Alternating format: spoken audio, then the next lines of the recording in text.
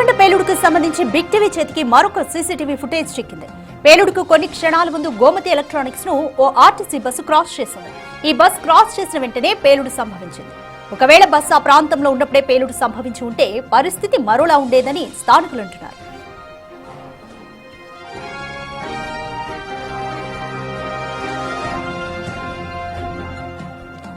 CCTV footage చూస్తుంటే గోమతి లోపల నుంచి బ్లాస్ట్ జరిగినట్లుగా డౌట్స్ వ్యక్తమవుతున్నాయి. చుట్టూ 100 మీటర్స్ వరకు కూడా సీసీ కెమెరాలు పనిచేయకపోవడం మరొక అనుమానాలకు తావిస్తోంది.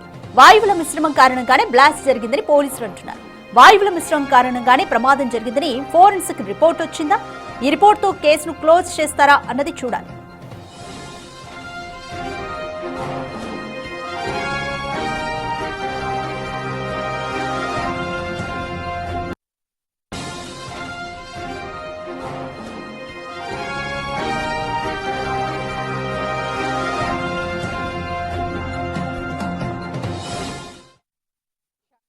గోమతి ఎలక్ట్రానిక్ షాప్ లో జరిగినటువంటి అగ్ని ప్రమాదంపై పోలీసుల దర్యాప్తు కొనసాగుతుంది. ఇప్పటి వరకు ఈ కేసుకి సంబంధించి ఎలాంటి ఇన్వెస్టిగేషన్ చేశారు ఏంటి అని ప్రస్తుతం మనతో పాటు మొగలపురం సిఐ ఉన్నారు.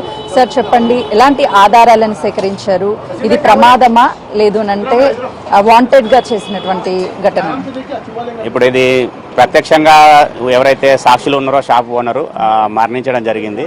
ఆ టైంలో ఎవరు లేకపోవడం వల్ల అతను చెప్పిన దాని ప్రకారము, అతని వర్కర్లు చెప్పిన దాని ప్రకారము ఇక్కడ లైట్స్ బంద్ చేయడానికి లోపలికి వచ్చాడని చెప్పేసి, తర్వాత ఆ సమయంలో ప్రమాదం జరిగితే అతను బయటపడినానని చెప్పేసి హాస్పిటల్ తీసుకుపోవడం జరిగింది. ఇందులో మనకి ఎలక్ట్రానిక్ వస్తువులు ఎక్కువగా ఫ్రిడ్జెస్ కానీ, మనకి ఏసీలు కానీ, అదరు గ్యాస్ ఐటమ్స్ ఎక్కువ ఉండడం వల్ల ఏదైనా షార్ట్ సర్క్యూట్ జరిగి ఈ ప్రమాదం సంభవించిందని మాకు ప్రాథమికంగా తెలిసింది.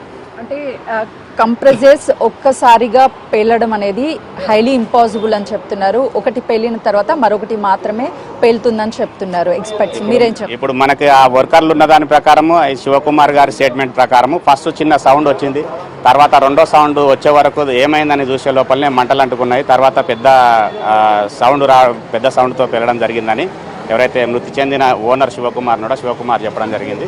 దాని ప్రకారంగా ఒక్కసారిగా మంటలు అంటే గ్యాస్ లీక్ అయ్యి ఒకటి లీక్ అయి పేలినప్పుడు గ్యాస్ లీక్ కావడం వల్ల ఆ విధంగా అవడానికి కూడా పాసిబిలిటీ ఉంటుంది.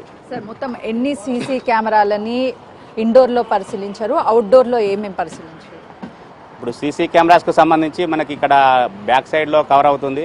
పక్కనే ఉన్న కెమెరాలని ఏవైతే డైరెక్ట్ విజువల్ ఉన్నాయో అవి రెండు కెమెరాలు కవర్ కావడం లేదు.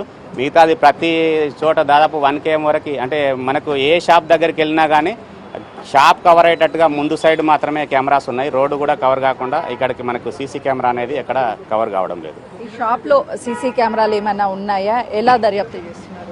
సీసీ కెమెరాలు ఉన్నాయని చెప్పేసి మనకి ఇక్కడ షాప్లో పనిచేసే వర్కర్స్ ఎవరైతే ఉన్నారో, సేల్స్ మెన్స్ ఎవరైతే ఉన్నారో చెప్పారు. దాని పర్పస్లో మనకేమన్నా డివిఆర్ ఏమన్నా దొరుకుతుందేమనే ఉద్దేశంతో కూడా చూడడం జరుగుతుంది.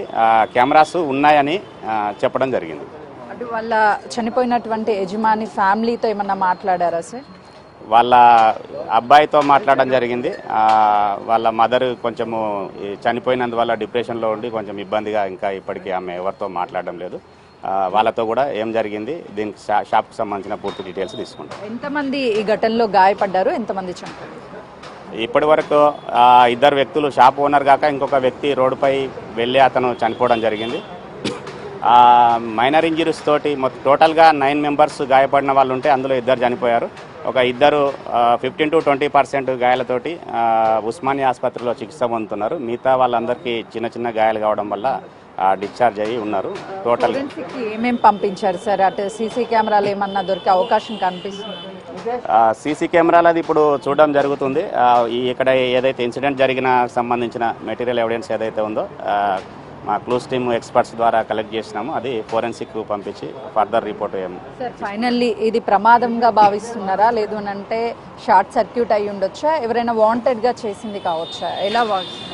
ఇప్పుడు వాంటెడ్గా చేయడానికి ఓనర్ ఇక్కడే ఉండి చేసుకోవడానికి పాసిబిలిటీ లేదు. ప్రమాదంగానే ప్రాథమిక దర్యాప్తులో కనిపిస్తుంది.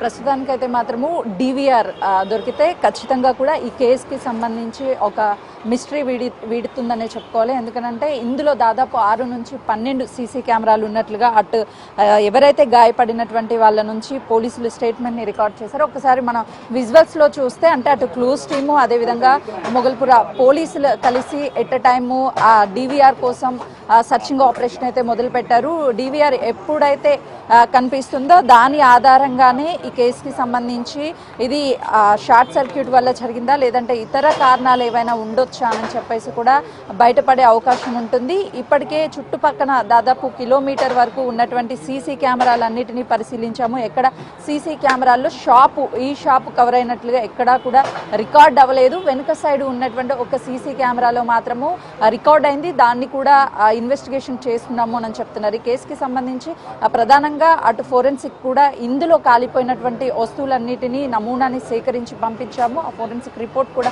వస్తుంది. కాబట్టి ఇప్పుడు DVR ఏదైనా సరే దొరికితే ఖచ్చితంగా ఈ కేసుకి సంబంధించి అన్ని విషయాలు కూడా వెలుగులోకి వచ్చే అవకాశం ఉంటుంది.